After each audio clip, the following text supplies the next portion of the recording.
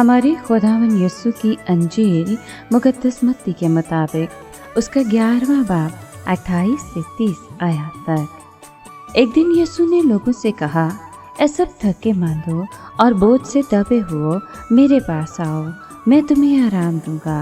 मेरा जुआ उठा लो और मुझसे सीखो, क्योंकि मैं हलीम और दिल का फरोतन हूँ, तो तुम अपनी जानों के लिए आराम पाओगे, क्योंकि मेरा जुआ नर्म और मेरा बोझ हल्का है।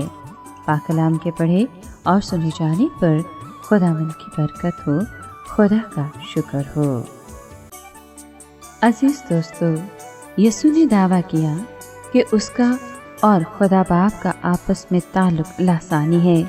खुद साख्ता रास्तबाज और अपने आप को अक्लमंद और होशियार समझने वाले फरीसियों की बजाय यीशु बच्चों यानी दिल के गरीबों की तरफ मुतवज्जो होता है, जो कि अपनी ज़रूरत को जानते हैं और खुदा के मुकाशफा को सादा ईमान से कबूल कर लेते हैं। मसीह यीशु फरीसियों की तालीम के बोझ के हवाले से बात करते हैं, और वो बोझ जो रोमी हुकूमत ने उन पर डाल रखा था।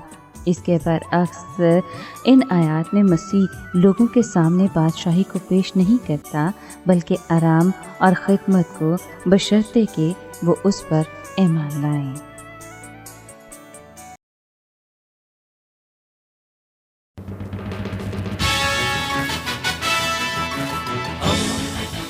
दोस्ती का पैगंबर, रेडियो वेरितास एशिया।